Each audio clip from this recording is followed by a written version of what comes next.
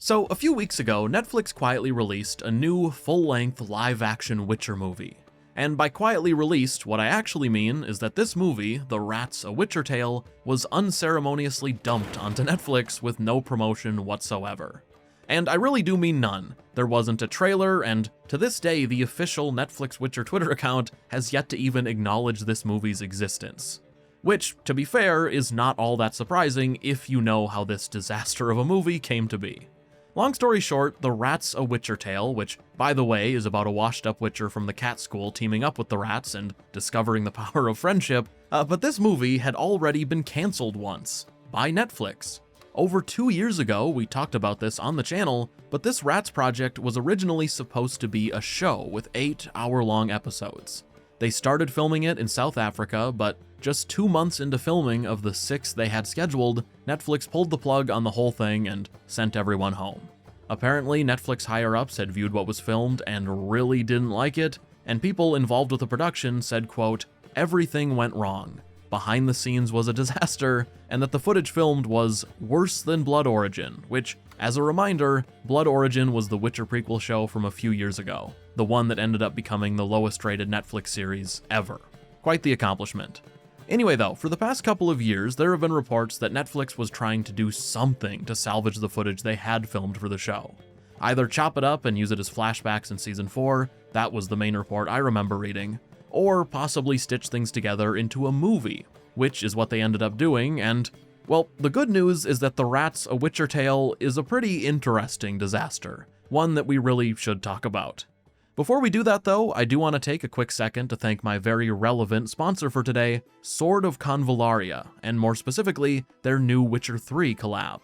If you didn't know, Sword of Convallaria is a fantasy tactics-based RPG, but what I think you guys will be most interested in is that the game recently teamed up with CD Projekt Red to bring a new Witcher story to their game. A story that brings back Doug Cockle as Geralt, Better to have a Witcher by your side. and even Denise Gough as Yennefer. I'd say it's even better to have a sorceress by your side. The story sees Geralt and Yennefer accidentally teleport into the world of Sword of Convallaria, where they team up with a character named Voyager to help hunt a Leshen. In addition to the story, this collab also adds Geralt, Yennefer, Triss, and Ciri as unlockable characters in the base game. Ciri is free, all you need to do is download and redeem, while Yennefer, Geralt, and Triss can all be earned in-game. And each character has their own playstyle and moves inspired by Witcher 3. If interested in checking out Sword of Convallaria, be sure to use my link in the description, which helps me out a ton. And if you use my link, you'll also be able to use the 3 bonus codes found below the link, each of which will unlock some free in-game rewards for you. Thanks again to Sword of Convallaria for sponsoring this video. So the fun thing about the Rats movie is that the rats themselves are the least interesting thing about it. It's the cat witcher Brienne and what they do with that character in this movie that I actually want to talk about. That said though, I should quickly mention that the rats are of course Ciri's group of friends, let's say, from Season 4. They're teen criminals that are pretty awful people in the books, and that the show really watered down and tried to make lovable. The same is true in this prequel movie. The rats are made out to be a pretty wholesome group who just get up to mischief sometimes. And the first 30 minutes of this 70-minute movie are a very tough watch, borderline excruciating. You just get a variety of scenes showing the rats hanging out and being wholesome, and at one point you get a backstory for Missel, who, I will remind you, is Ciri's abuser in the books. She takes advantage of a 14-year-old Ciri, and it stays awful from there. In this movie though, they decide to give Missel a sympathetic backstory where before she was a rat, she was the blushing bride-to-be about to be married to a lord, with the only hang-up being that she was actually in love with the lord's servant, but when the war ravaged her village, her true love ended up dying. Which I only bring up because it matters later. Anyway, where the movie actually gets slightly interesting is when the rats decide they're gonna plan a heist, but after discovering that the place they want to steal from has a monster, after having a run-in with said monster, they come to the conclusion that they need a witcher. And the only one they know is Brienne, a washed-up, drunk cat witcher played by Dolph Lundgren, and I would be lying if I said I wasn't somewhat entertained by Dolph Lundgren Witcher. If you didn't know, Brienne is a character from the books, kinda. He doesn't have anything to do with the rats in the books, but Brienne is a witcher that shows up for one brief scene in one book, Season of Storms. He takes a priestess hostage in a pub, and after defusing the situation, Geralt tells Brienne that he'll personally hunt him down and kill him if he hears of any more misdeeds, because Brienne had a reputation for killing humans and had an incident in a city called Yallo where he slaughtered several innocent people. An incident that really hurt the reputation of all Witchers. This Brienne in the movie, though, doesn't really match the book version at all, especially in terms of personality. He's much more of a good guy with some demons, but I don't really see the point in whining about changes to a character that has like 5 lines of dialogue in the books. It doesn't really matter.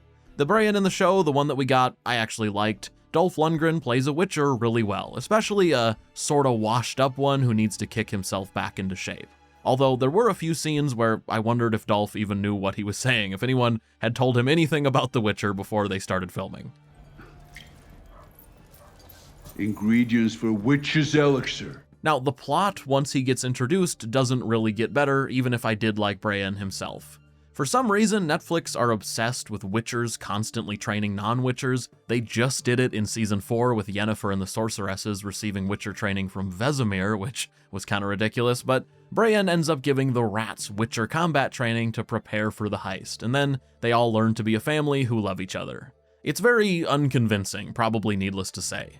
In between some very questionable scenes without Brienne, all the development between him and the rats happens in the space of about 10 minutes. From him agreeing to help the rats to them having a big emotional moment where Brienne officially becomes one, and they all hug and laugh and be wholesome together.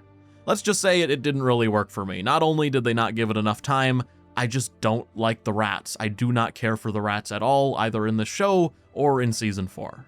Now, on a little more of a positive note, I will say that the ending of the Rats movie, the heist itself, does have some moments.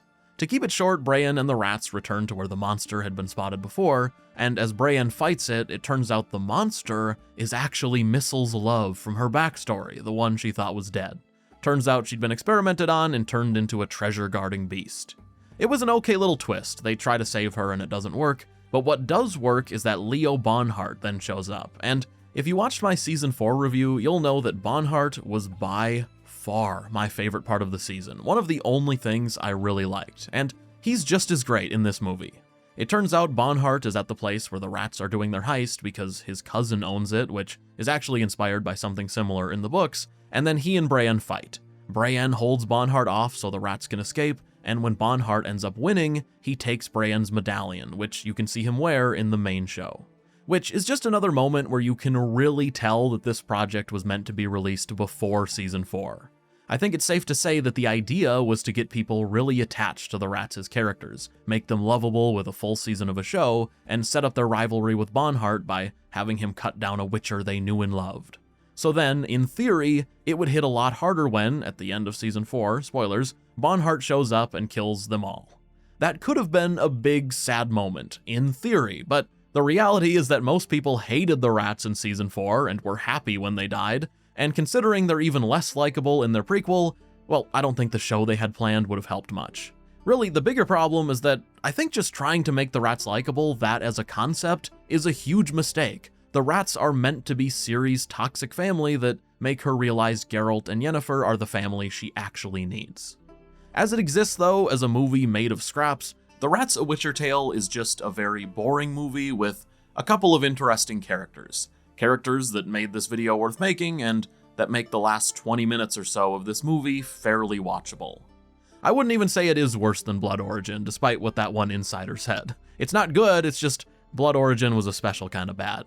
Obviously, I wouldn't recommend watching the Rats movie, but it is probably worth looking up the Brienne versus Bonhart fight. Do that and call it a day, or maybe also look up the Ciri cameo, because the movie begins and ends with a couple of very short scenes set after Season 4, where Bonhart is hauling Ciri and the remains of the rats, and those moments are pretty solid too. Really, anything with Bonhart is good, and I assume those scenes were filmed during Season 4 to try and reframe this movie as something to watch after the season. It's very jarring. The movie starts with the rats dead, and then you go back, and then it ends with the rats dead, and it just feels like kind of a desperate attempt to salvage the footage they had, which is what this movie is.